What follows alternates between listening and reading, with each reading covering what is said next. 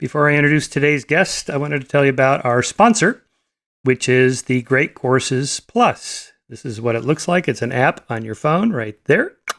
And this is the teaching company, the Great Courses, that I've been a fan of and consumer of for many years. And before, you had to go online and purchase a course and take the entire course, and that's all you got. Now, with the Great Courses Plus program, they have a subscription program. So if you subscribe, then you have access to hundreds of thousands of courses, and therefore tens of thousands of lectures. If you get tired of a course, just switch to another course. I do it all the time. I'll hit 2 or 3 or half a dozen lectures in a particular subject. I get bored, or I just want to try something different, and I'll switch to new one. So let's just see what pops up here, because they also are pretty current. So I hit that, and we get America's Long Struggle Against Slavery. Okay, it's pretty obvious why that's popped up now, as I'm recording this in the middle of the riots and looting and all that over the death of George Floyd. And so I touch on that, and then you get a list of the lectures to choose from: Understanding the Fight Against Slavery, The Origins of Slavery in the British Empire, The African Slave Trade, and so on and so forth, all the way down. Slavery and the War for Independence, the Haitian Revolution. It looks like there is 30 lectures ending in slavery by another name, probably slave labor, and fighting modern slavery. So I'm going to listen to a few of those. The deal is, if you go to their site, the Great Courses, greatcoursesplus.com/salon, you get a free trial, and as a listener of my podcast. So I recommend it. I consume their lectures all the time, along with audiobooks, so I recommend that you do that. Perfect time in this era of social isolation. So with that, thanks for the support from the greatcoursesplus.com/salon. My guest today is Dr. David Halperin. He is a religious studies scholar. I'll give you his official bio here. He taught Judaic studies in the Department of Religious Studies at the University of North Carolina, Chapel Hill, until his retirement in 2000. He has published 5 nonfiction books on Jewish mysticism and messianism, as well as the coming-of-age novel Journal of a UFO Investigator. He blogs about UFOs, religion, and related subjects at www.davidhalperin.net. So his new book is called Intimate Alien, The Hidden Story of the UFO. As regular listeners to this podcast know, I'm very interested in this subject. And like Dr. Halperin, I don't believe aliens have landed here on Earth. He's a skeptic like me. So in this book, he's interested in the mythic meaning of UFOs. That is to say, this idea that there's somebody out there that knows we're here, that cares about us, that's vastly superior to us, not just technologically, but morally. All these things add up to something like a religion. Now, it's not a perfect analogy with religion, because religions also have ecclesiastical hierarchies and social structures like that the UFO community doesn't really have. But this idea of a belief in some kind of higher power is real. So we get into that, starting from the very beginning with, what do you mean by religion? What is a religion? What is a myth? What's the difference between religion and science? What are we trying to answer when we're asking these questions about the meaning of UFOs? He gets into Jung Jung wrote a famous book in the 1950s on UFOs and their mythic meaning, and where that idea has gone since then. The beauty of this whole concept is that, almost like pinpointing the start of Mormonism or Scientology to a particular day or person, a year, whatever, an event that's in the fairly recent history, we can really see it and track it and see how these stories get started and become mythologized and even deified. And in a way, we're able to do that with UFOs because it's a fairly recent phenomenon. And so David does that with alien abductions, for example. He pinpoints right down to the day when this story began. Same thing with the structure of what aliens look like. The kind of big bulbous head with the almond-shaped wraparound eyes and so on. And the mythic meaning of why we see that, and what people think when they see that. And anyway, we get into all that, UFOs of more recent times, from Roswell all the way to the new military videos that were shot, say, from the Nimitz aircraft carrier, the radar system and the jets that were recording these things and so on. So we examine all that, all the way up to what the future might hold. Will we eventually end up with something like a universal UFO religion that may displace regular old-time religions, given the rise of the nuns and so on? And then we end with my asking about the future of society in post-COVID-19, because we're recording this in the middle of the pandemic. So with that, I give you David Halperin. Maybe you could give us, before we dive into the book and the subject, a little bit of background of your professional career before we get into your teenage years when you got into UFOs. You are a professor of religious studies, recently retired from University of North Carolina, Chapel Hill. You retired in 2000, and you've published 5 nonfiction books on Jewish mysticism and messianism. So give us a little bit of background, just your professional interests, and then how that intersects with the UFO mythology as a religion. Well, I think I have to start out with the UFOs because Okay, all right, go ahead. Sure, why not? I was a ufologist before I became a Hebrew scholar. That I became a ufologist when I was 12, going on 13, and was quite a dedicated UFO researcher until about 17. And then my interest shifted, but perhaps not as much as you might imagine. That although I became, as I grew up, a specialist in Judaica, and UNC hired me as a Judaica specialist, my field of interest was in things like the visions of Ezekiel, especially the wheels, and religious traditions of heavenly journeys and otherworldly experiences, which I recognized even at the time were my old ufology in a more respectable guise. And although by that time I no longer believed in UFOs, which I do not at present, I have never ceased to feel their pull on me. And so in this book, I turned to ask, what was that pull? And can I use that as a flashlight, as it were, to illuminate the pull that they have on our culture? Yeah, well, you did that beautifully. I've long wanted to write a book like this, but I don't have to now because you did it, and there's 2 others out that Diana Pasulka and Sarah Scholes, and Yes. it's been done. I mean, you guys all did it beautifully.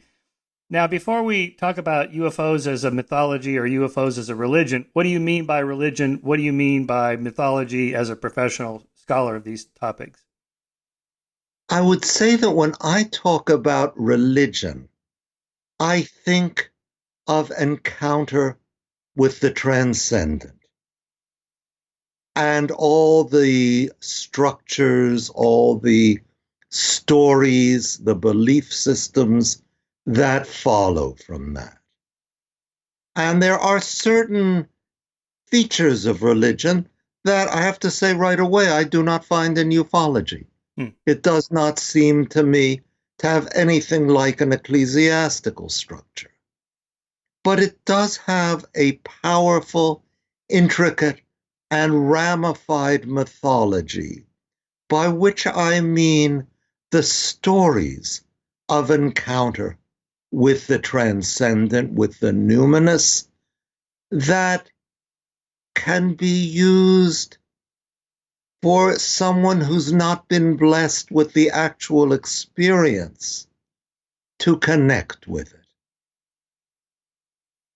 Right. So, and by myth you mean not things that are not true. You mean stories that carry meaning, some kind of moral homily or some message for finding meaning in human life or something like this. Yes, let us say that the focus is meaning. then, and this is why, as I emphasize in the book, that to me, the essential question is not what are UFOs or where do they come from, but what do they mean? Yeah. Yeah, I think it's good to kind of lay out the structure of the question. I always like to separate two separate questions. Are they out there and have they come here? So people like the SETI scientists are interested in finding some sort of signals or indicators that there's some form of extraterrestrial life of any complexity somewhere in the cosmos. And that's a completely separate question in terms of who studies it and how it's studied from have they come here. But even if we just set aside the SETI part for now and look at the ufology part, have they come here? Even the hardcore believers in UFOs as representing extraterrestrial spacecraft will agree with me, and presumably you as a skeptic, that 90 to 95% of all the sightings are explicable. You know, it was Planet Venus, it was the B-1 bomber, it was a flock of geese, you know, whatever. We're really only talking about an anomaly, just sort of a small category of unexplained anomalies. You and I are willing to say, well, we don't know what it was. Now let's talk about what it means. But other people are willing to construct a whole nother worldview of conspiracies and aliens building monumental architecture on Earth or whatever. So it's really a tiny bit of data or whatever you want to call it, stories that we're even talking about. And I would agree with that, but I would add something here that very often the explained UFO sighting is at least as interesting as the unexplained. Oh, okay. In that we learn from that how people attribute meaning to what they see. I mean, I think, do you know the whole episode of the Zond 4 re-entry from May of 1968? Oh, right. Yeah, recount that for us. Yeah, there was a Soviet moon probe, I think, and it re-entered the atmosphere, broke into 4 pieces, which created quite a dramatic light show lasting a few seconds. And thousands of people saw that, and many of those thousands described it more or less as it was, as a movie camera would have recorded it. But others saw it as a cigar-shaped object with windows about the height of the trees. And most interestingly, some people who witnessed it had physiological reactions to it. Wow. That one woman, a PhD, experienced an inexplicable sleepiness. Wow. She could not keep herself awake. And it was either this woman or another one, I don't remember, whose dog behaved peculiarly.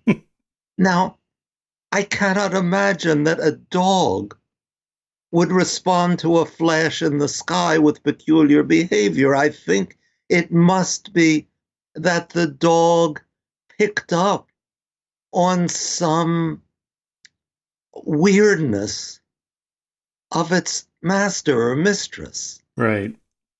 And all of this is happening with a phenomenon that we know is miles away and that is simply fragments of metal burning up. So I would say that very often where I'm looking for meaning, I will look to the places where the sighting is explicable. Right.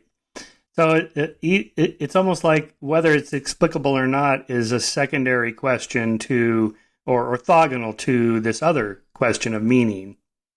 Yeah, because and this is my bias. Okay, now there are people whom I respect enormously who would disagree with me on this.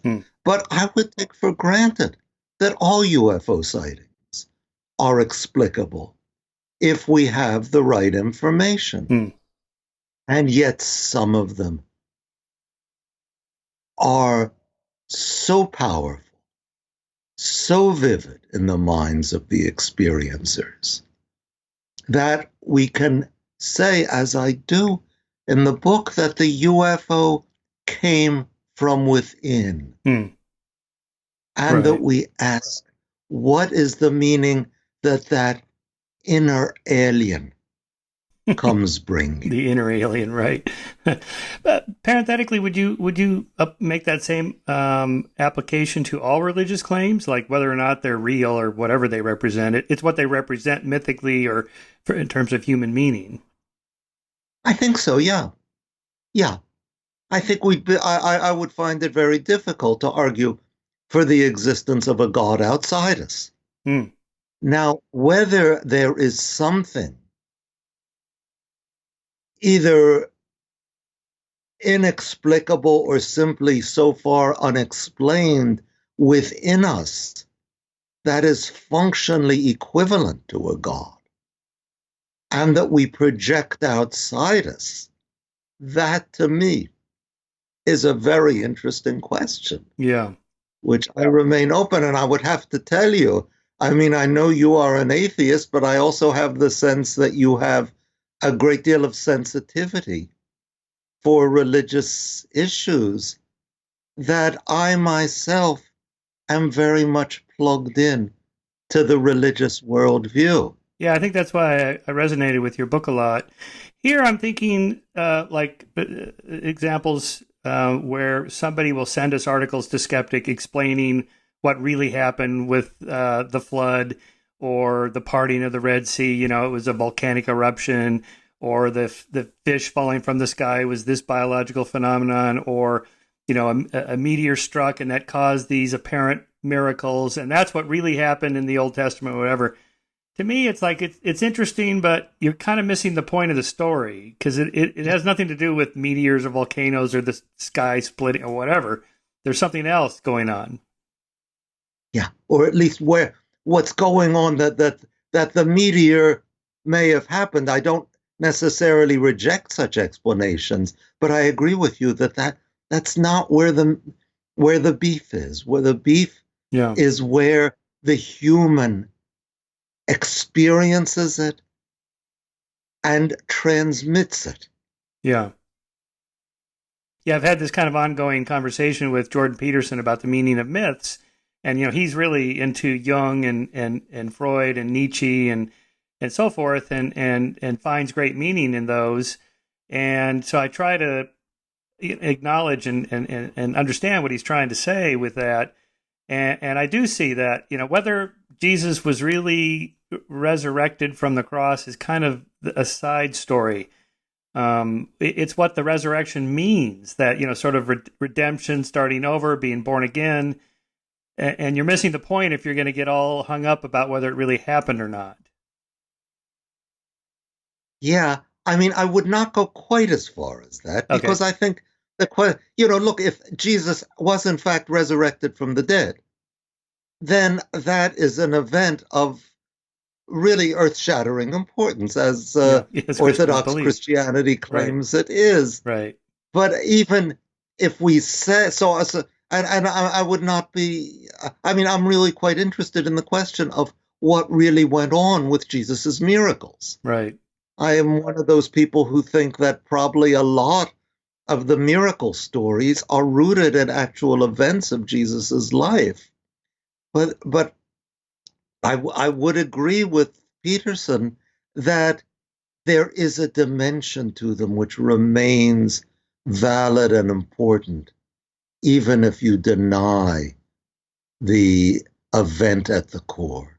Yeah, I had Bart Ehrman on the podcast recently and asked him, could one be a Christian and not believe in the literal resurrection of Jesus, that it was kind of mythically true or psychologically true or whatever? And his point was, yes, lots of people are not hung up on whether it happened or not. They just kind of believe it as a element of their faith, and you know, they're not attempting to prove it. And my favorite example of this, I was at a conference with Richard Dawkins and Ken Miller. Now, Ken Miller is a biologist at Brown University. He has the best-selling microbiology textbook. He was the chief debunker of intelligent design creationism. And Yeah. yet he's a Catholic, and he accepts Jesus as his savior and the resurrection, the whole thing, in the last chapter of his book on all this.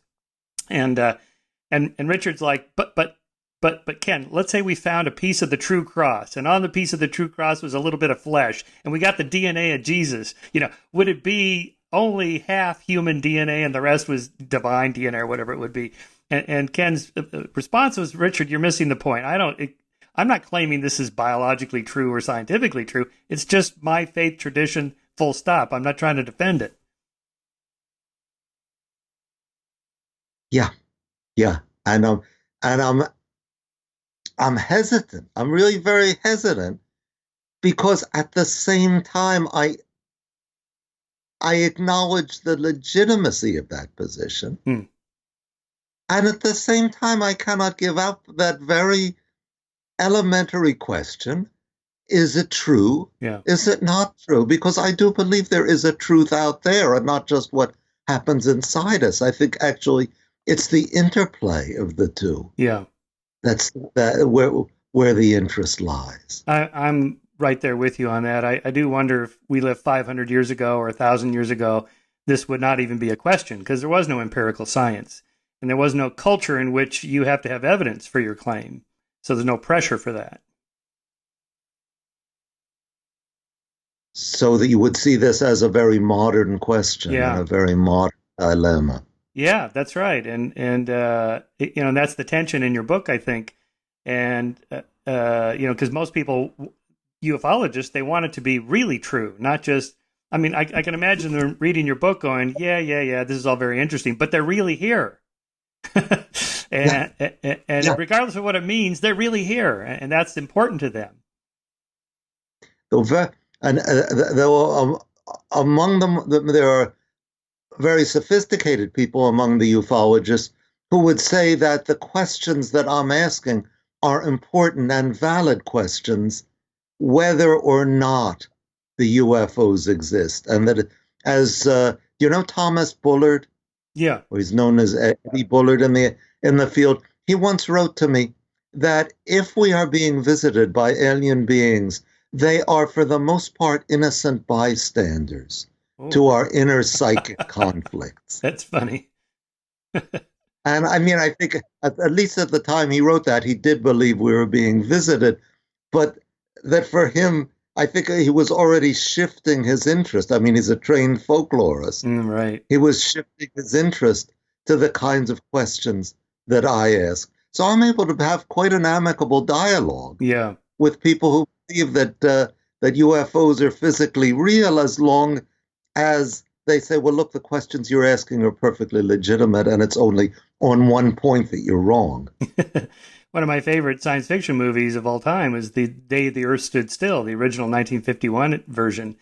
And I never realized till a science fiction friend of mine pointed out, I don't know, back in the 90s, and I went back and rewatched it, that it's a Christ allegory.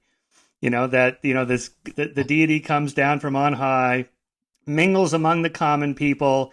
He can't see the authorities. They don't take him seriously. And then they track him down, kill him. And then he's put in the morgue. And then Gort the robot goes and takes him out of the morgue, brings him back to the spaceship and resurrects him. And then he delivers his message to the humans, and then he ascends back to heaven. And I thought, oh, of course.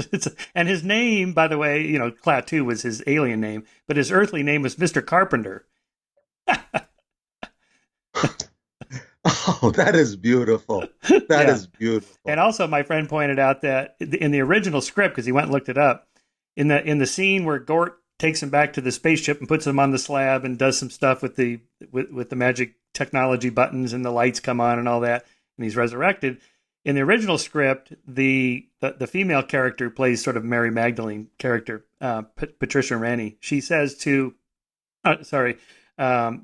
Michael Rennie, the alien, "Is this the power that you have to bring people back to life?" In the original script, he says yes, but the Breen censorship board in the 50s said you can't say that.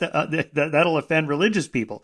So the line he uses in the movie is something like, "No, only the great spirit in the sky has that power," or something like that. This is only temporary. Wow. But yeah, I know. I love that movie. Well, let's get back to your book. And back to this idea of mythology. So you start by talking about reading Jung's famous book on UFOs as myths when you were 13. I'm not sure I understand it now. So, but that kind of launched you into that area. Yeah. There was really, I mean, if I have to look back at my intellectual forerunners in the direction that I've gone, I would list Jung as number one and number two as Jacques Vallée. Yeah. And I perhaps experienced a resurrection as a ufologist in 1970 when, quite by chance, I was working for a Stanford professor, and Jacques was at Stanford at the time, and the professor introduced us, I think not really knowing about my interest in UFOs. And the year before, Jacques Vallée had published his Passport to Magonia, which I read, and I thought it was completely brilliant. And it seemed to me to extend the Jungian tradition, and it prompted for me a rereading of Jung. And this is really the trajectory that I've gone on. Yeah, so encapsulate for us, for our listeners, Jung's position in this Magonia and what that represents. Yeah, well, to start with Jung, that Jung was never quite sure whether UFOs had a physical existence or not. And I mean, people still debate what he really believed, and I think the reason is that he was never sure what he believed, and he kept waffling on the point. But what he was sure was that they were operating within us, that they functioned, whatever they might be physically, they functioned as symbols that we were using for the healing that we needed in the torn, tormented, and I would say hideously endangered world that followed World War II. One example, and I'm using my own language here rather than Jung's, is that the classic UFO is the flying saucer. That was actually the original term for them. Yeah. Now, aerodynamically, I don't know that you can make a case of a disc as being a viable, I won't even say space vehicle, vehicle to travel through the air, but see it as a symbol. What Jung had written about for most of his life as the mandala, which is the symbol that integrates the opposites. And then it becomes totally intelligible why a torn society should dream of UFOs. One of his chapters in his book was UFOs in Dreams. Why UFOs should appear in their art, why UFOs should be projected into the sky. And here Jung had to stop short because it didn't seem to explain why they could be detected on radar. Yeah, I love that line in your book, but that dreams give off an echo and a radar echo. What?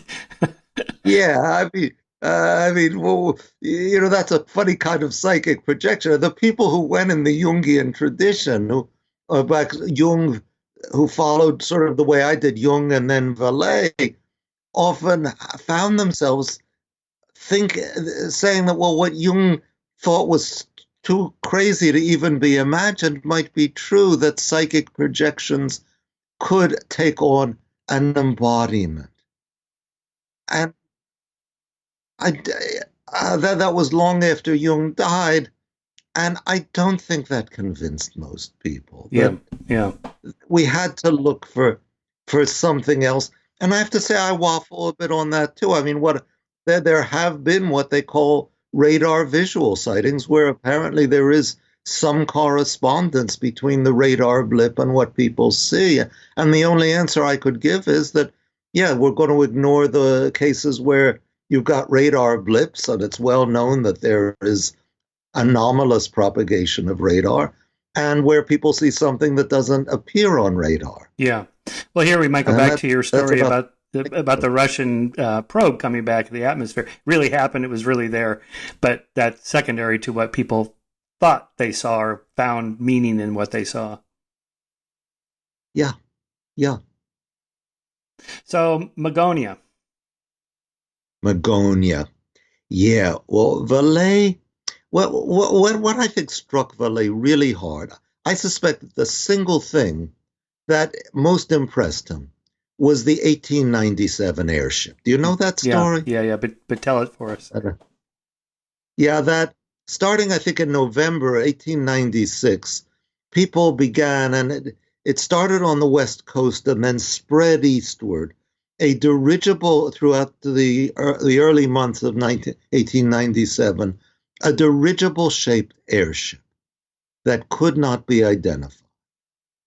And it seemed witnesses remembered propellers on it. Okay, now we're going to stop here because the conventional ufologist response is to say, oh, well, these are UFOs being seen 50 years before the modern UFO era. But why do they have propellers? Right.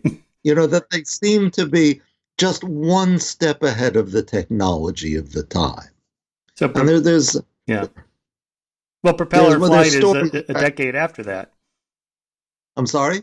A propeller flight is a decade after that.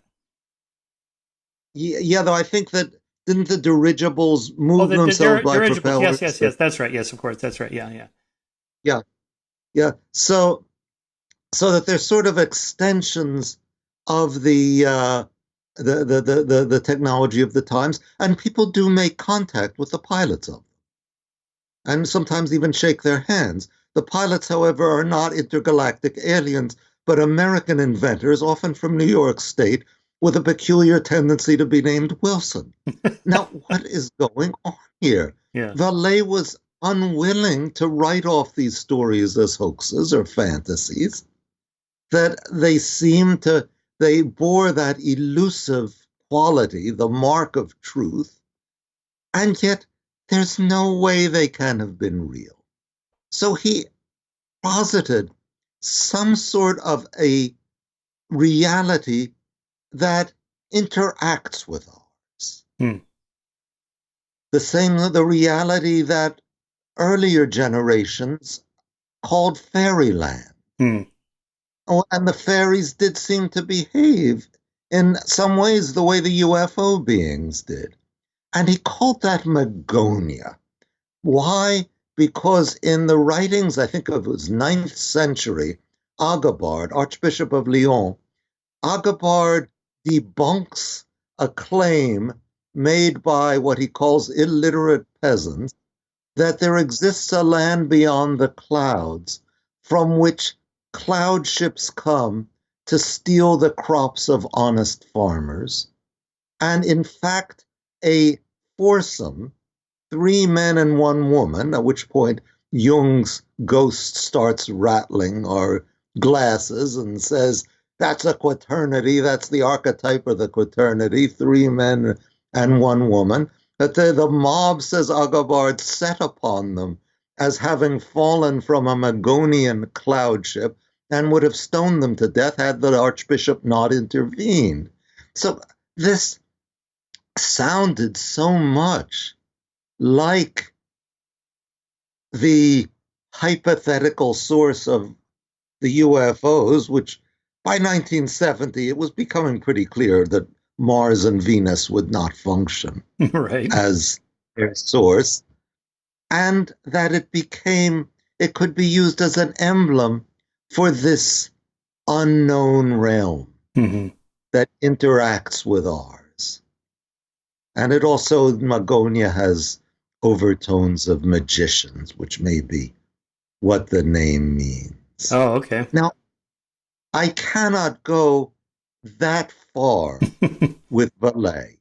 I will have to put the brakes on approximately where Jung did and say, we've got to be talking about something that's coming from within us that's akin to what came from within the people who told stories of fairyland and the people who believed in the sky ship, the cloud ships, I think they called them, Mm-hmm. from Magonia. So, but it seems like at some point we need some sort of external stimuli to at least kick off the mythology or the mass delusion or whatever. The people in 1897 probably did see blimps, or some people saw blimps that started the story rolling, and then the details get filled in from the imagination. I'm not sure what that would be for fairies, other than just spooky, weird, unknown anomalies that just happened in nature.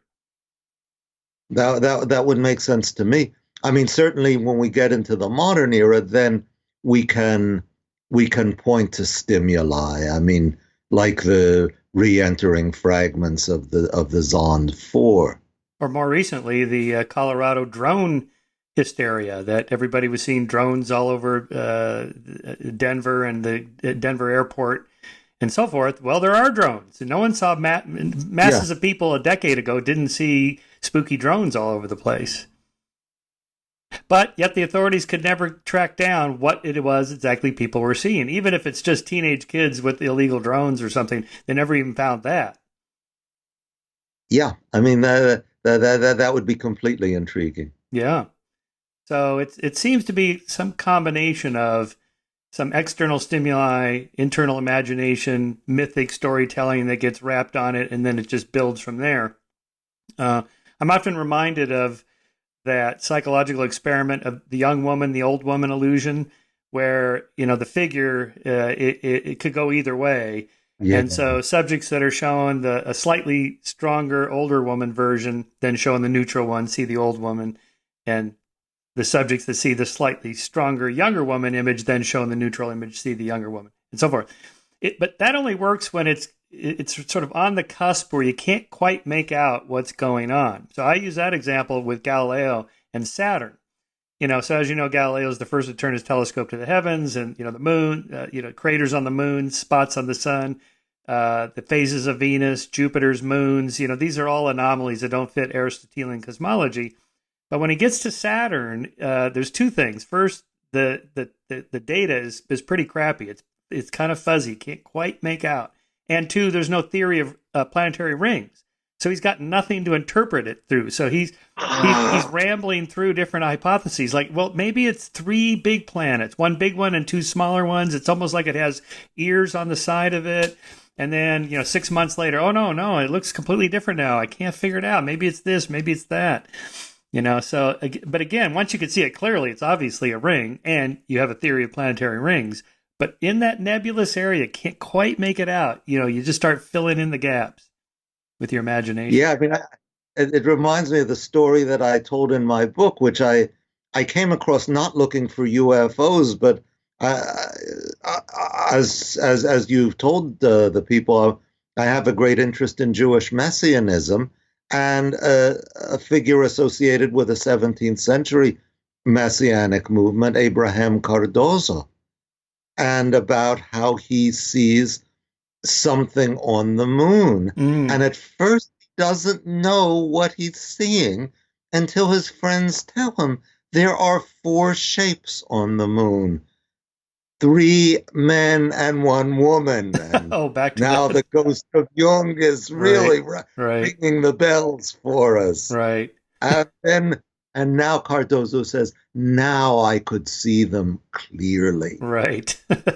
And then, as you remember, the 3 men later come to visit him in his room dressed in black. And here are the 3 men in black. Yeah. So let's turn to this. This is one of my favorite images from your book. That's the cover of Gray Barker's book, They Knew Too Much About Flying Saucers, 1956. I was 2 years old. But it's that kind of classic Men in Black, half a century before the Men in Black movies made it famous. But that's another old mythology story. So walk us through what that means. Well, let's take this is a pattern, Michael, that I see regularly in UFOs, that the myth has both a historical and a timeless dimension.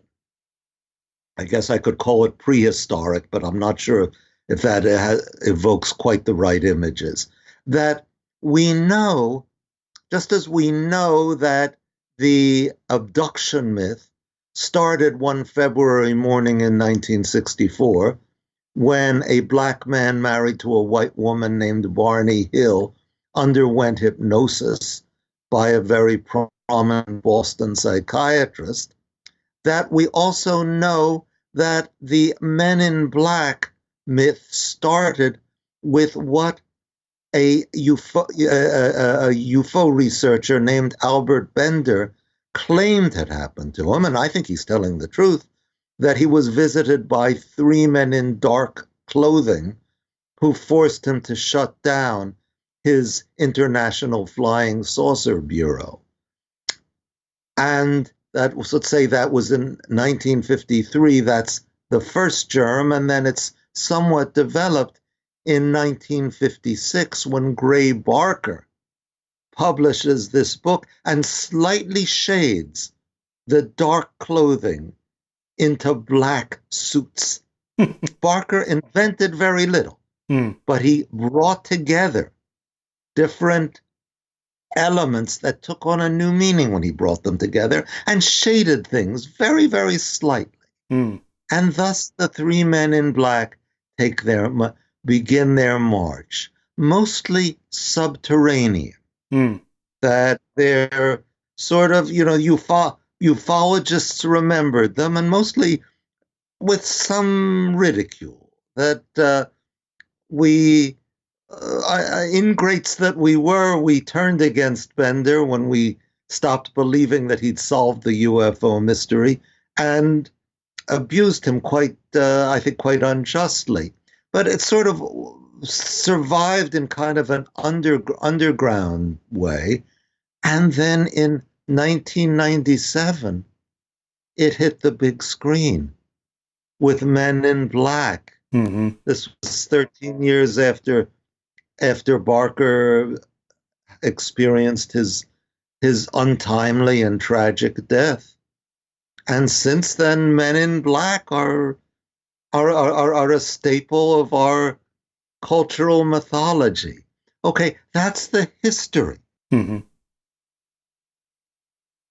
The prehistory takes us to Abraham Cardozo. It takes us to the Man in Black who kept cropping up in English witch trials in the 17th century. Not going back quite that far, it takes us to the so-called Maury Island mystery of 1947, where a harbor worker in the harbor at Puget Sound sees UFOs discharge some sort of slag, and then is visited by a man in a black suit who knows exactly what the witness saw and tells him not to talk about it. Now, we know that the witness made up the whole story. And I myself think that the man in black entered the story after two Air Force officials who came to investigate it were killed in a crash. And that the man in black is death personified. So, just parenthetically, what's the Man in Black in the witch trials? That he's the leader of the witches, and that he tells the witches they are to worship him. And if they abjure God and worship him, he will give them all the dainties that he has at his disposal. So it's sort of an explanation for gaps in the story, or a causal explanation for outsiders. This is my answer to your probing question. It was this Man in Black that made me do it, or talked me into it, or this hidden authority of some kind. Yeah.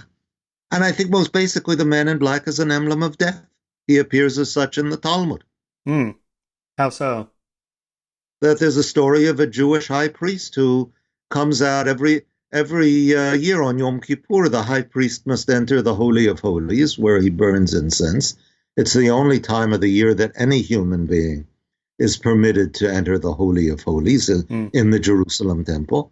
And the high priest comes out and he says, I'm going to die in this year. And the people say, how do you know? He says, every time I go into the Holy of Holies, and I'm getting goosebumps as I start to tell you this, every time as I go into the Holy of Holies, I meet a man in white who comes out with me. Mm. Hey, I met a man in black, and Mm. he did not come out with me.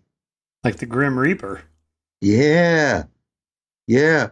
And sightings of the men in black following Gray Barker sometimes gave him a sickle. Whoa. Or said, boy, this man dresses like an undertaker. Whoa. Oh, an Undertaker, right.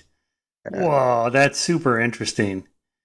Right. I wonder if that's related psychologically to that sort of paradox of death and dying that we see it around us. We know we're going to die, but we can't imagine being dead because you can only imagine being alive. Because to imagine anything, you have to be alive.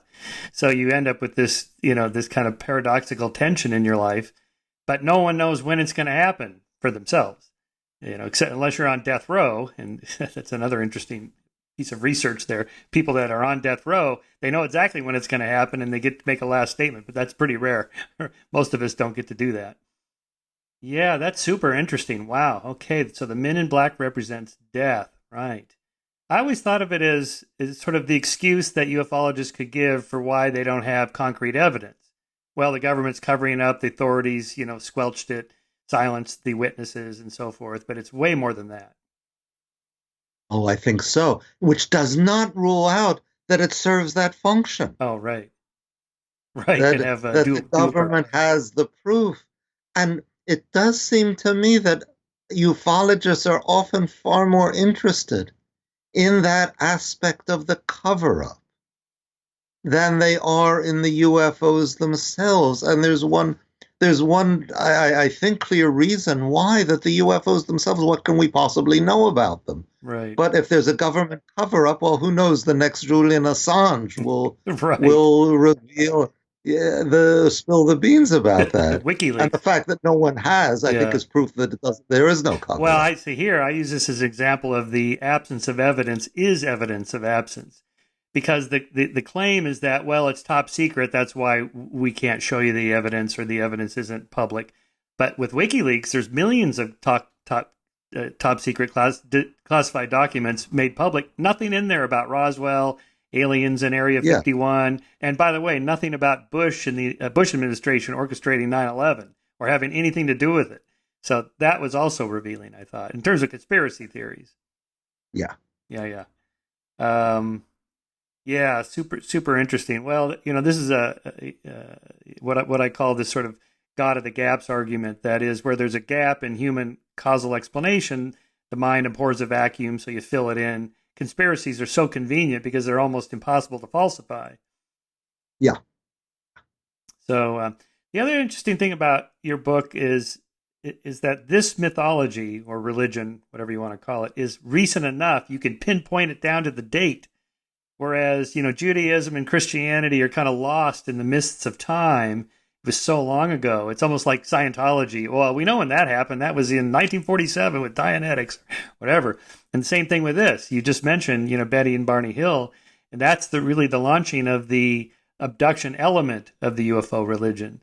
So talk us through that, how that came about, and what you think was going on with that. Okay, well, I made a very controversial statement Yeah, there, yeah, I which noticed that. is that, yes, yes. And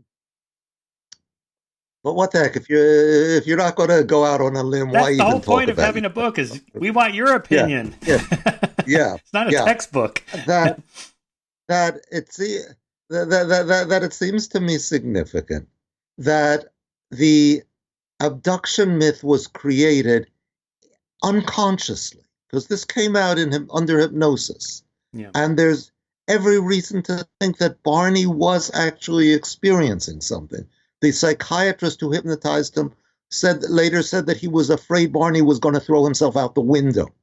He was so agitated Yeah. and so terrified, which to me is proof that there's something genuine was coming out there. It wasn't what it appeared to be at face value, but it was real. And that he's a black man married to a white woman, and we're talking 1964, Martin Luther King not is in many circles regarded as a dangerous agitator. Mm-hmm. Civil rights are not respectable. Here are these two people who have married, who have worked tirelessly for civil rights. And by the way, we should remind listeners that the Supreme Court case of Loving wasn't until 1967 where it legalized interracial marriage. So what they did was actually illegal in a lot of states. Yeah, and I mean, hardly more than 6 years after they took the 1961 trip, but the memories of which surfaced a few years later, that Emmett Till had been lynched in Mississippi for supposedly making suggestive remarks to a white woman. And here's a black man with a white woman. Okay, he's on the hypnotist couch, and he remembers having been abducted in the middle of the night and taken aboard an alien craft. And I think, how did his ancestors get to this country? Abducted in the middle of the night, taken aboard an alien craft. And I mean, for us, an old-fashioned sailing ship of the 18th century is not exactly your intergalactic spaceship, but to the victims, it was. Mm-hmm. It was an extraordinary machine. They could not understand how a thing like that something so large could move over the water. And then I looked more closely and details start emerging. The abductors, who, by the way, through most of their recollections of Barney and Betty, are essentially human beings. It's only toward the end that they start getting more diminutive. That they want to know. They ask Betty, why is it that Barney's teeth come out and yours don't? Now, I mean, isn't this ridiculous? Space travelers poking around in people's mouths, asking about their teeth. But that's exactly what, if you were a slave trader, that's exactly what you had to look closely at. Right. Okay. And that Betty talks about, trading stops somewhere in between the galaxies. Oh, come on, in the galaxies. But in the 18th century Atlantic, that makes absolute sense. Right. So what I supposed is that somehow, rather the way, I mean, this is well established, that the trauma of Holocaust survivors is transmitted, usually not through explicit narration, but through their actions, which replicate what they suffered to their children and grandchildren. And I decided, what the heck, I will make the leap and suppose that this could happen over 8-10 generations. And that Bart is re-experiencing what his ancestors endured and injecting it all unwittingly. This is a man of the most extraordinary generosity of character, along with dignity, but all unawares injects it into the culture that has perpetrated these crimes so that they can know what it's like to be taken aboard an alien ship, subjected to intrusive physical examinations. It goes latent. That's one of my big words in the book, latent. For about 20 years. And then in the late 80s and the 90s, it blossoms into fantastic flower. Interesting. Yes, I like the hypothesis. I think one way to test it would be is if, say, African Americans who have more abduction experiences along those lines than, say, white Americans or people of descent from oppressed groups have more of these kinds of imaginings or dreams or recovered memories than non-oppressed peoples. Which they don't. And thereby I am disconfirmed.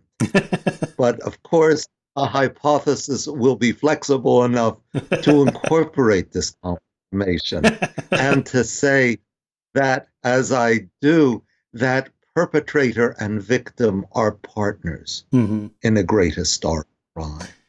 See, and the other And story you have in there about the couple, the unmarried couple in the 70s having sex and a child out of wedlock, and how that was not so acceptable at the time, and maybe there was some projection there of their encounter with aliens. yeah, well, what they see, I mean, there are four people, and Jung is pounding on your door, on your windows now, Yeah. asking to come in.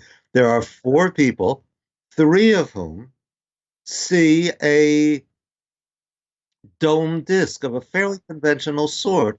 The fourth sees what I identify, and people, my Facebook fans, have confirmed that this is not my own sex addled brain, but is a detumescing penis sheathed in a condom that has ruptured precisely where it needs to stay intact. And the person who sees this has gotten his girlfriend pregnant, which in 1974 was a really rather major event. And Yeah. now, Looking for what that what picture. one of my Facebook fans pointed out is that this condom has on one side a red light, on the other side a blue light, and he said a green light, and he says that that's FAA regulations for all airplanes. I Right. don't think UFOs have to follow FAA regulations. So I'm going to say what these people actually saw, the stimulus, the trigger that we've been talking about, was an airplane. Hmm. And yet they perceived it in the most diverse ways. One of them perceiving it as a heavenly projection of his own personal dilemma. I'm looking for that. Do you remember what page that's on? I wanted to show you the picture of that. You I had the sure drawing ought in there. to. Yeah. The vision of Yeah, Ezekiel, it's the no, Perdonica mask. it's it's on page. I have to. It's page 39. Oh, okay, there we go. All right. Yeah, yeah, there we go. So just so anybody watching can see what that looks like. Uh, Yeah, though I can't make. Oh, good. Now I can make it out. yeah, it Yes. does kind of look like that, I have to say. But so here's my thoughts on that. We're such a sexual creatures. I mean, sex just dominates human society. Porn is the most watched thing on the internet and so forth. And so it shouldn't surprise us that people have sexual components to their dreams. And so one explanation we have for the abduction phenomenon is that people aren't making this up. They have some kind of real experience. And sleep paralysis is our best hypothesis for this. People that kind of wake up with a kind of lucid dream while they're sleeping, but they're still actually under, but they feel like that, at least partially under, and they're prone and lying flat, and they feel like they can't move. And in part, the brain shuts down a lot of muscle movements when you're sleeping, so you don't get up and walk around and fall out of the tree or the cave or whatever. And then they have a sense presence in the room. Now, in the Middle Ages, there was also, these sense presences were described as incubi and succubi, and there's often a sexual component to it. And in the modern era, Yes. it's aliens, because we don't live in a demon haunted world; we live in an alien haunted world. And we published an article in Skeptic years ago by a woman named Heidi Love, who had these sleep paralysis experiences from the time of her early teens to her early 30s.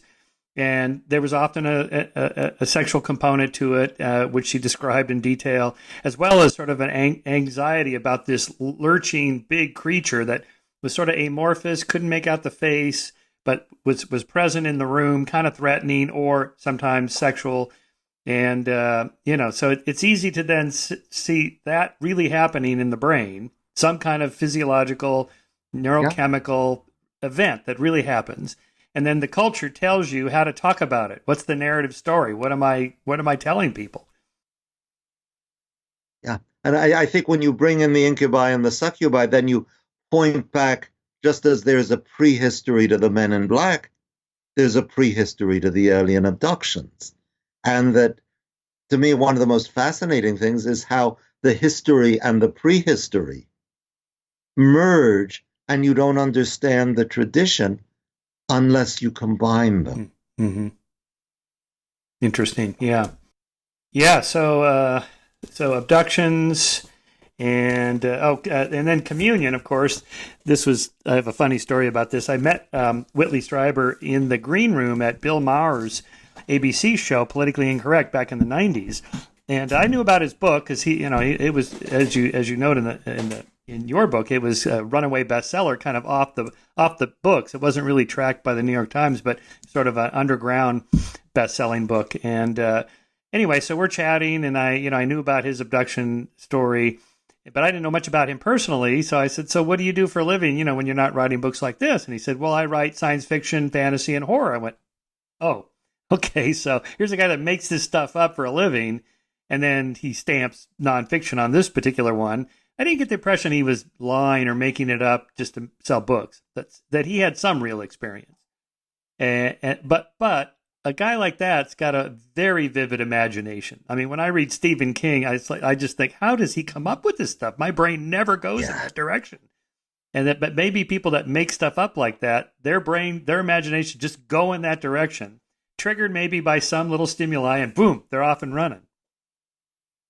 Or flip it around, that he did have experience, and this is where I'm inclined to go, that he did have experiences that are qualitatively different from the experiences you or I might have. And that some awareness of that, or something within him which made him prone to such experiences, also fed into his creativity. Yeah.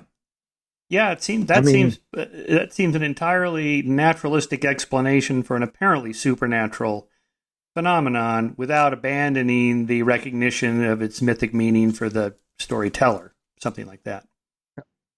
And remember that Strieber, I don't think, ever said it was supernatural, and he never ever said it was aliens. Yes, I guess that's right. Yes. Oh, well, we should also note that.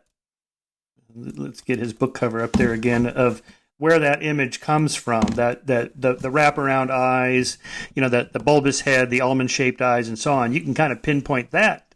You had the story about the Outer Limits TV show, the something shield episode. The Bolero shield. The Bolero shield, yeah. But wasn't the bulbous head slightly predating that from some other story? I forget now what the timeline is on that. I don't know. I mean, perhaps you can get the individual elements of this, but the ensemble really go. I would go out on a limb and say it goes back to Strieber, or to the collaboration between Strieber and Ted Jacobs. Oh yeah, the artist who painted the cover at he did that cover. Direction. Yeah.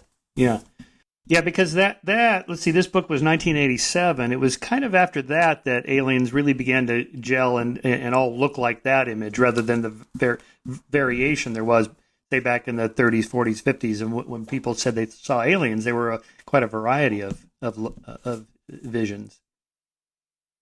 Yeah, I mean, Patrick Weig has published a book on UFO aliens, the depictions of them, and before 87. There's nothing like that. What everybody looks to as a comparison, or I shouldn't say everybody, many people do, is Close Encounters of the Third Kind. But the aliens there are different in an absolutely crucial respect, which is that if you watch the scenes in Close Encounters where the aliens appear, they blink continually. And I think that's Spielberg's way of saying, look, they're essentially human. And these eyes are never going to blink. There's something new, but also something very old, because we have a prehistoric mask from Kosovo. Oh, yeah, you have that image here. That looks almost like that. Right. This one. Yeah. I mean, it's not the Bobbsey twins. They're right. They point to differences But I mean, I told in my book the story of my good friend Mark Bregman that he heard me lecture on UFOs at UNC Greensboro, and I showed a slide. Oh, they used to be called slides of the cover of Strieber's book, and 2.5 years later, he sent me an email saying, didn't you show a picture of a UFO alien? Mark had been reading Maria Gimbutas's book on the gods of prehistoric Europe, and he'd seen that. Now, this is a man who, outside of our friendship, he has no interest whatsoever in UFOs, and yet that recognition response Interesting. came. Yeah. And to me, to me, the most significant thing about Strieber's book, which I mean, I have to say, I admire Strieber very much. And it's a strange book, but the most significant thing about it is that tens of thousands of people see that cover and have seen that cover and thought, this is something I've seen. Yeah. This happened. It resonated with their experiences. That to me is a monumental fact that needs to be accounted for. Yeah. Well, faces are very potent in our brains. We see faces everywhere. The face on Mars. There's websites dedicated to showing funny places where faces appear, on the sides of buildings and water stains and things like that. I have a whole slideshow on these things. I call it patternicity. But we know that, the facial recognition software is in the temporal lobe, this fusiform gyrus of the temporal lobe right about here. Oliver Sacks wrote about this. People with damage to that area from stroke or tumors or accidents, they have a face blindness. They can't recognize faces. They don't even recognize themselves in a mirror. They think they're looking at like a piece of fruit with slots in it, representing the eyes and mouth or whatever. So, but faces are super important for human sociality. We look at people's faces, we read their eyes, we recognize the dilation of their pupils, we bond and imprint on our mother's faces. Faces are super important. So like sex, it shouldn't surprise us that, the face of aliens is really important. And yet if we're gonna think about this as an extraterrestrial hypothesis, well, what are the chances aliens are going to be like us, bipedal primates with, a symmetrical face and two eyes and a mouth and so on? Sagan was always careful to not portray what the aliens would look like in Contact. With the movie, they never showed the aliens. Jodie Foster sees the aliens that looks like her father because Carl didn't want to show the typical Hollywood alien because whatever they're going to look like from an evolutionary perspective, they can't possibly be bipedal primates. Yeah, I mean, I would not even, as you know, I would not even entertain the hypothesis. Right. We're dealing with extraterrestrials here. Right. Yeah, exactly. But I just want to throw that in because, that is what ufologists believe. And by the way, I should acknowledge, you're right. Stryber did not say it was supernatural. In fact, the whole UFO community, they're pretty grounded in natural science. They're just arguing they're biological creatures, just more advanced than us. Yeah. And in a way, if you think about it, this is one of my fun little pet hypotheses. I call Shermer's last law because you shouldn't name laws after yourself, so it's the last one. And it's that any sufficiently advanced extraterrestrial intelligence would be indistinguishable from God. This is a play on Arthur C. Clarke's third law. Any sufficiently advanced technology is indistinguishable from magic. So if they're far enough advanced of us, which surely they will be, they're not going to be like 5 years advance of us and we back engineer computers out of their spaceship or something like that. It would be like 5 million years ahead of us or something like that. They'd be able to do things that would look like to a Neanderthal what our cell phones look like or something. Just pure magic, pure supernatural, paranormal power. And yet, when you know the technology behind it, it's fully understandable. So if we did encounter, super advanced extraterrestrials, they would look indistinguishable from deities, and maybe that's kind of what it represents. Yeah.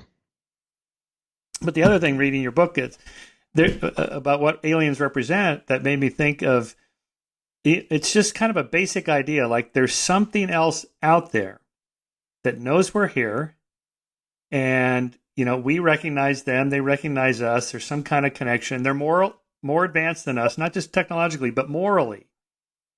That's kind of the religious impulse, right? That we're not alone. It's not so scary. It's one aspect of the religious impulse. And when people say, okay, well, the UFO beings are the modern equivalent of sky gods, there's a truth in that. But there is also, I mean, that if I asked you to name the most familiar UFO story, most familiar UFO mini myth, surely it's Roswell. Yeah, I mean, that's Roswell. the Yeah, one that I evokes loved your name chapter on recognition. Roswell. Yeah, yeah. And those aliens can't save themselves, much less us. They're small, they're fragile, Mm. essentially they're children, both in the fragility of their bodies and in their outsized heads. So, yeah, okay, they may. The way actually I put this one a long time ago in a blog post that the Greeks believed the gods were immortal. The ufologists know better, Mm. and that to me they yeah, okay, you can say they are sky gods, but they're also us, Interesting. fragile, childlike beings Mortal. facing a doom. Yes, mortal, facing a doom we can neither avert nor comprehend. And I think that's what we see in Roswell Yeah. and why it haunts and fascinates us. Yeah, Roswell, as you know, didn't become Roswell until the 1980s. Now, just to remind our listeners, this Yeah. is, June, July of 1947. And I always cite this study in 1960 something of like the 500 top all-time UFO sightings, and Roswell's not even on the list. Jerry Clark, whose monumental UFO encyclopedia for me is the absolutely indispensable guide to this, that he found, I think, a total of one reference to Roswell No, I didn't know that in one. the UFO literature prior to 1980. Wow. That 1980 was when I can't remember the title, but it was William Moore wrote it with the nominal collaboration of Charles Berlitz, Hmm. and that describing traditions that he'd gathered 2 years earlier in 1978. And in those traditions, unlike in the original news reports, the original news reports just spoke of a landed disc, which turned out to be a weather balloon. Nobody mentioned corpses. By 1978, corpses were embedded in the story. Right. So, to me, the great Roswell mystery is those dark decades of latency. Yes. Yes. Well, here's the famous picture of the Corpse. debris found at Mac Brazel's ranch outside of Roswell, New Mexico, which Yeah. doesn't exactly look like extraterrestrial spacecraft. Looks like what it is: tinfoil and balsa wood and so on. And so, just as a side story to this, when ufologists say, "Well, the government lies about UFOs," they did lie about that because it wasn't a weather balloon. It was just Project Mogul lofting these acoustic instruments high into the atmosphere to listen to possible Soviet tests of nuclear explosions. So of course they're not going to admit that in 1947. So they made up a story, and then in 1995, as you write about, they go, "Okay, here's what we were really doing."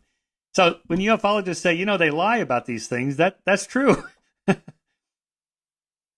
Yeah, and whether it was Mogul, because there are some serious objections to the Mogul hypothesis, but it certainly has an elegance, Yeah, the and last one I heard on that was that that particular day it would have had to been balloon launch number 4, but somebody tracked down, I forget which ufologist tracked it down, that one wasn't launched that day because of the weather, so it couldn't have been that. which is a real problem. There weren't that many. I mean, I like the Mogul hypothesis very much Yeah. because it is so elegant for the reasons you've chosen. Yes, there was a cover up. It was just not what the ufologists say. But I do think. I mean, I don't know. I was going to say that it's the case of a beautiful hypothesis slain by an ugly fact, but there may be a way to explain away the fact. I hope there is, because I like them. Yeah. So, what is your take on the mythic meaning of Roswell? Death. Death. Because of the Cold War, you mean? Well, Nuclear I weapons think, and all that? yeah, to me, it's not a coincidence that UFOs became a cultural phenomenon in June of 1947, which is the same month that the doomsday clock first appeared on the Bulletin of the Atomic Scientists. And I think that we were absorbing the notion that the collective death of the species is now possible for the first time in history. I mean, previously, of course, there could be a doomsday, a day of judgment, but then there'd be resurrection and judgment, and God would wipe away tears from all faces and all. But this is an extinction of humanity and God together. Yeah. And I think, to me, I think UFOs have many meanings. They're part of their power is that they coalesce these meanings, but the most basic is the alienness of death. Yeah. Which is both the ultimate alien, as you point out. I cannot imagine what it's like to be dead. I can better imagine some impossibly distant planet around an impossibly distant star than what I will be when I'm dead. And at the same time, it's the most intimate alien. Mm-hmm. Bone of my bones, flesh of my flesh. And I think you remember that I noted the coincidence that, again, I don't think it's a coincidence, that it was the 509th bomb group at Roswell Army Airfield that supposedly got hold of the landing disc. It was the 509th bomb group that dropped the bombs on Hiroshima and Nagasaki. Yes, I did not know that till I read that. Yeah. Yeah. It was the only military unit in any country that was tasked with nuclear warfare. So to me, how crucial how just and how fitting it was that the emblem of fallen divinity and fallen humanity should appear on their doorstep. Wow. Interesting. Well, but that's true in a way. That is, nuclear weapons really are the only real existential threat to the species, because, even with the reduced number we have now, less than 10,000, that would be enough. Well, now I would ask you, would you add global warming to that? Not as a species-ending event, no matter how long it takes, or terrorism, or artificial intelligence. I don't think any of those are potentially ending of the entire species. I think there'll always be survivors. Nuclear weapons could do it, just because of the overkill factor. I mean, I had Fred Kaplan on the podcast. He has that new book called The Bomb, where he kind of recounts how much overkill there was. Not out of some evil genius at the top, the cigarette smoking man designing this program, but that bureaucrats trying to keep their jobs and keep the industry going had to find new targets to target for nuclear weapons. I mean, there were some bases that are in the middle of nowhere that are closed 10 months out of the year in Siberia. And, we had 10,000 nuclear bombs, allocated just for that place, just because they kept making more bombs. They had to find more sites and so on. So you get this kind of crazy escalation. And therefore, the overkill factor, even at less than 10,000, is probably enough. Well, Carl had it figured out. You need less than 1,000 to avert nuclear winter. But even if he's off by an order of magnitude, we have 10,000. That could surely do us in the long run for the disruption of the atmosphere and all that stuff. Anyway, that's kind of a sidebar. I see where you're going with the Roswell thing. What do you suppose the transmission of these mythic elements would be through culture, that happens kind of under the radar where we don't notice. And historians or scholars like you look back and go, oh, I see the connection here.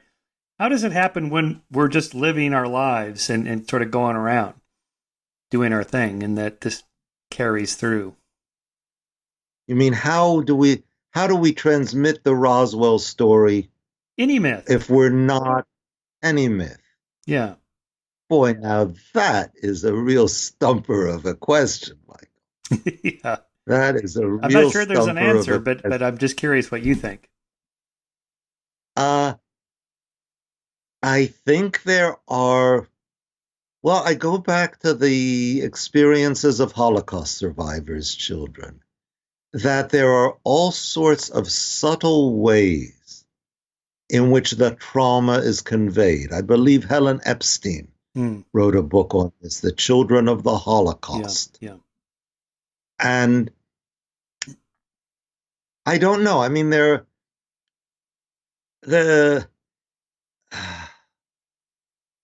I guess I'm working around. I don't know. I mean, just analogously, in my book, The Moral Arc, I speculate on the kind of bottom-up drivers of moral progress. That is, there's top-down laws and Supreme Court decisions, things like that you can tag and go, yeah, gay marriage, interracial marriage, that date, and so on. But the bottom-up is harder to track, like just, the novels and how they're written. Like Richard Dawkins makes this point that you can pinpoint down to about the decade when a novel was written in the last 2 centuries based on the language used to describe blacks and Jews and women. You can say, well, that's, look how even just like a few decades ago, it's embarrassing and awkward to read some of these passages talking about blacks and Jews and women. It's like, my God, we don't talk like that anymore. How did that happen? And there's no place to pinpoint it. It's like, well, Ellen came out on her show on that particular date, and this comic book and the movie script and the TV show Seinfeld, blah blah blah. There's like 10,000 little things that sort of bubble up that carry us all along, but it's hard to see it. Well, I mean, I'm trying to remember when I first heard about Roswell, and I don't know. Right. When I was a teen ufologist, I mean, Jerry Clark found a reference to it in H.T. Wilkins's book Flying Saucers on the Attack, and I did read Flying Saucers on the Attack, but I don't think Roswell registered with me at all. See, there it might be through when I first became aware of it. You probably saw it in a magazine article or a TV documentary or something like that. But no, because that wouldn't have happened until the 80s, and you became aware of it earlier than that, right? I don't think so. I don't know when it was. I really don't think I picked up on Roswell until probably everybody else in the world had picked up on Roswell. Right. Yeah, I had met Stan Friedman, who was one of the chief proponents of making Roswell. And, he used to hold up these documents with the blacked out passages, classified documents. See? It's like, I see nothing. I mean, you have, it's like the blacked out paragraph is not evidence. It's just, I don't know what it is. You don't know what it is. It's and there again is when the imagination fills in the blacked out paragraph. I think I can imagine what it says. That's a myth. I mean, I strongly suspect that a lot of these cover-ups are people in the military who in some way or another have violated regulations. Oh. and want to conceal that. I do often wonder if the government loves all this UFO stuff, the military in particular, or people at testing aircraft at Area 51 or something. They probably think, this is great. What a great distraction from what we're really doing, which is probably some nefarious military thing. I'm fond to point out in my work on conspiracy theories that, when people like Alex Jones go off the deep end with their crazy theories about Sandy Hook being a false flag operation or whatever, yes, that's crazy. But our government has conducted false flag operations. We have manipulated elections in South American countries to favor a fascist dictator over the communist dictator. We do things like that. So it's not completely crazy to think, our government does stuff like that sometimes. Yeah. That's where the catch is, don't you think? Yeah. Yes. It's true just often enough that it pays to be constructively conspiratorial, just in case. I mean, that's who I think the three men in dark clothing were who visited Bender and terrified him into silence and forced him to shut down the his flying saucer bureau. That they had gotten hold of one of his business cards, and this was 1953. Joseph McCarthy was at the height of his power and influence. Hmm. J. Edgar Hoover was perfectly obsessed with rooting out the masters of deceit, the communists. And the FBI agents looked at the card, International Flying Saucer Bureau, Oh, communist. right. And so they came by that Albert Bender had to stop. So Interesting. Yes, yes, that's there is entirely possible. there is a truth. Yeah, well, we know that the FBI sent that letter to Dr. King telling him, suggesting he kill himself or they're going to make public his sex tapes. That's pretty bad. Yeah. I mean, wait, it's like our government did that for a U.S. citizen protected by the Constitution? Yeah. If I was the FBI, I'd cover that up too. Yeah. Well, there's another story I like to tell about the JFK assassination. You know, conspiracists pinpoint this a comment by Johnson where he makes reference to, you know, don't if there's a conspiracy, let's not make it public because then I'll have to do something. If it's the Russians or the Cubans or whoever, I'm going to have to take action, and I don't want to take action. We don't want a war. And but then he agreed it was a lone assassin, Lee Harvey Oswald, not a conspiracy. But the fact that they're thinking along those lines, like, well, we're going to cover this up if it is, because not for nefarious reasons, because it's the FBI or the mafia or whatever, but that this will cause international tensions with our allies or our potential enemies. Yeah. One last thing before we get to the final chapter on John and Oko's UFO sighting, which I knew nothing about. The Ezekiel story. So, since you're a biblical scholar, there's a lot of weird things in the Bible along these lines that are, I don't know, representative. The book of Revelation is certainly crazy like this, but Ezekiel's a pretty weird, hallucinatory type book. What's going on with that? Okay, I did publish back in 1993 a psychoanalytic study of Ezekiel. Oh boy. that I represented him as and I mostly would stand by it. That I would say that he was a man with immense talents and immensely tormented with a loathing and horror of female sexuality that manifests itself in different ways in his book.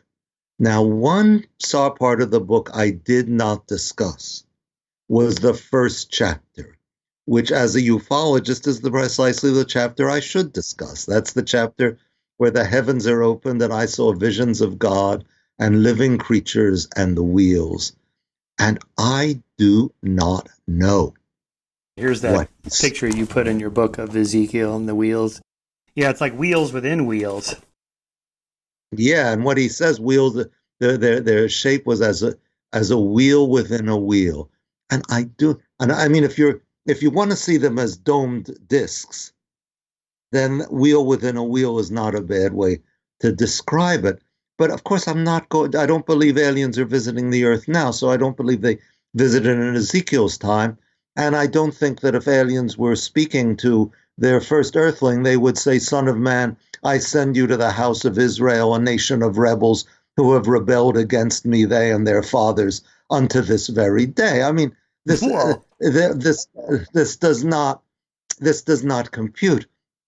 But I do think Ezekiel saw, and I won't say saw, because I don't think he saw it with his eyes. I think he experienced something that was beyond his own understanding, that he described it fumblingly and confusingly the way I might describe a powerful yet less than lucid dream. And I think it is cognate to the experience that people now have as UFOs. Hmm. So if you ask me, did Ezekiel see a UFO? Yes, I think he did.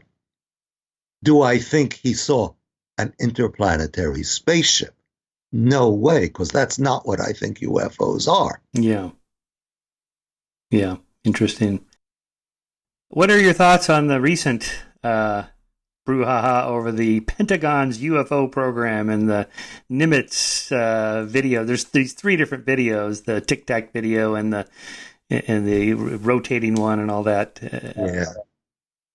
You sent me the links to some what it was videos of someone explaining them. Yeah, Mick West. And although I don't have the technical knowledge to evaluate what he said, it sure sounded plausible to me. Yeah. And I've assumed from the beginning that there was likely to be some mundane explanation. Yeah. What fascinates me far more is how those videos first came to light. Mm-hmm. A front page story in the New York Times. Yeah. With a byline that included Leslie Kean. Yeah. And there was no link to Leslie Kean, from which I infer she had absolutely no connection with the New York Times. Since when does the New York Times promote UFO stories? Right. Never when I was young. No. Since when do they give a prominent UFO author who they have no connection with a byline? Right. And I answer that rhetorical question as since December 2017, because since then the Times has been, maybe I go too far here, but I would say unabashedly pro-UFO. Yeah. So I think something has happened, and I would connect it with the great seismic event of our time, which is the 2016 election. Yeah.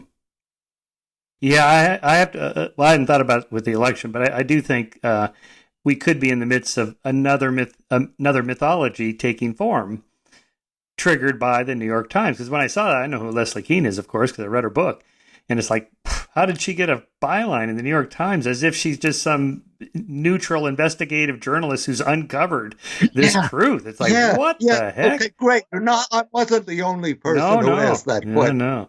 But the average person's not going to know who Leslie Kean is. Like, oh, she's the Carl Sagan of UFOs. No, not at all, because she is a journalist. So it's like, okay.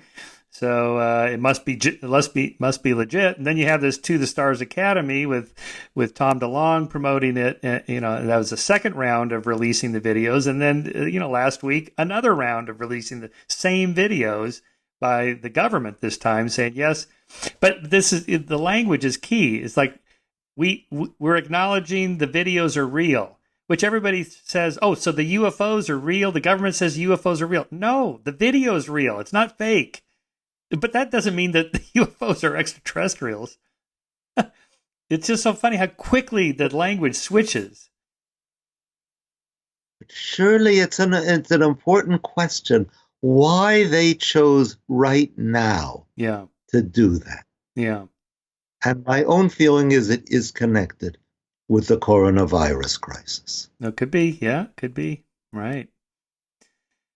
Remember, the UFOs begin as a cultural phenomenon when we soak in the reality of nuclear destruction. Mm-hmm.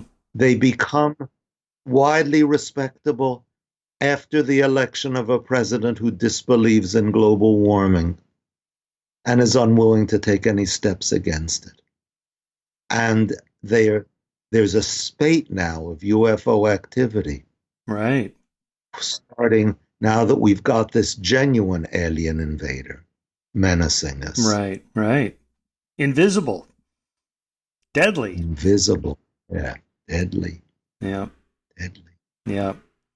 Well, I guess we won't know till the mythologists 50 years from now look back and deconstruct everything we're doing now and to see how this got started and carried forth. Let's talk about your last chapter, which I'd never heard this story. Maybe I should have. I don't know if you uncovered it or how this came about, that John Onoko had a UFO experience. Yeah, John and May. He was separated from Yoko. Oh, that's right. It was I didn't know about that either. Right. part of an affair that Yoko had actually engineered. Oh. He would take up with his assistant. Why she did that, I have no idea. But they were living together. And on August 23rd, 1974, it had been a hot day, but it had cooled off enough they could open the windows, which seems to me an important detail. And that John, who likes to walk around the apartment naked, goes outside and says, May come here. She's just showered. She drops the towel, so she's naked too. And both of them keep emphasizing they're naked. When they come out, they see this UFO passing over. They've got a camera. They photograph it. The pictures are blank. Okay, there's nothing inside. Now, if we were to ask your viewers, when was the last time a naked human couple confront a numinous presence? The Garden Probably of Eden. most of them would answer, yeah. When the Lord God walks in the garden at the cool of the day and says, Adam, where art thou? And gets the answer, I was naked and I was ashamed, so I hid myself. Now, to me, this is a reenactment of the story of Genesis 3, quite unconscious. And to me, we've got to let the ghost of Jung in here. Okay. The suggestion that there is something archetypal about that story, that all unawares it would be recapitulated by a man who 3 years before had sung about imagine a world in which above us there's no heaven, above us only sky. Yeah. And the enchanted heaven says to him, ha, ha, ha, you can't banish me as easily as you imagine. Yeah, you write here, and you end your book with this. This was Freud in his mystic mode, not the rigid rationalist of the stereotype. The thoughts from which the dream is born, he went on, can have no definite endings. Rather, they are bound to branch out in every direction in the intricate network of our world of thought. Put mythic themes in place of dream thoughts. Understand our world of thought to be not just yours or mine, but the total psychic life of our culture and species, and his words will apply to the collective dream we call the UFO. And that dream does not have a spot where it connects and draws nourishment from the unknown. And that dream does have a spot where it connects and draws nourishment from the unknown. We can't follow it or know what it is. We can only gaze on it and marvel. That's a beautiful ending. That's a great book. David, I love this book. It's just so thoughtful. And I love how you begin the story with, you wanted to write this book when you were 13 or whatever with your buddy. And now, toward the end of your career, you finally get to do this. So that must feel good to toward bring the end of my closure to life, it. Yeah. So it kind of brings closure to your youthful interests in these subjects. What are you gonna write? What are you working on now? What's next?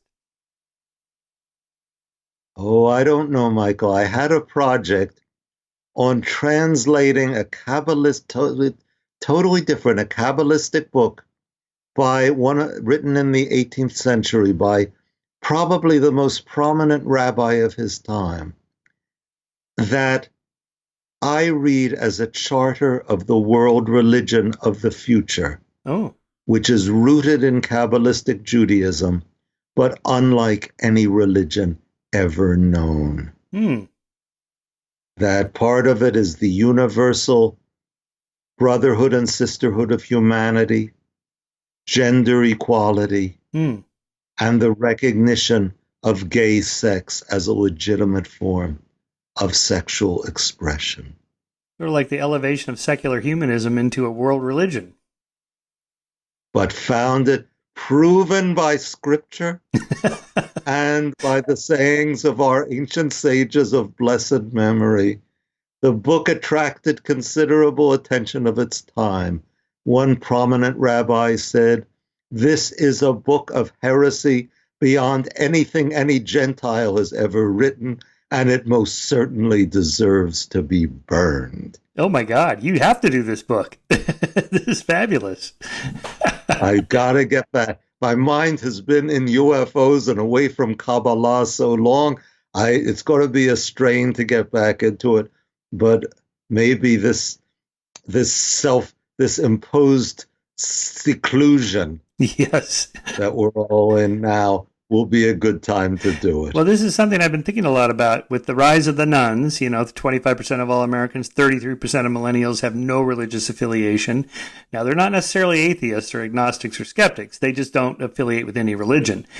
And, humanists have been talking about this for decades. Like, if we debunk God and get rid of religion, we better replace it with something, some moral code or some system of some kind. And, so I've been thinking about, going forward, say over the next century or two, if those trend lines continue and religion continues to fall into disuse, what will replace it? What are your thoughts on that? I don't know, but I will tell a story. Is that okay? Yeah. That you know the whole business with Storm Area 51 No. last summer?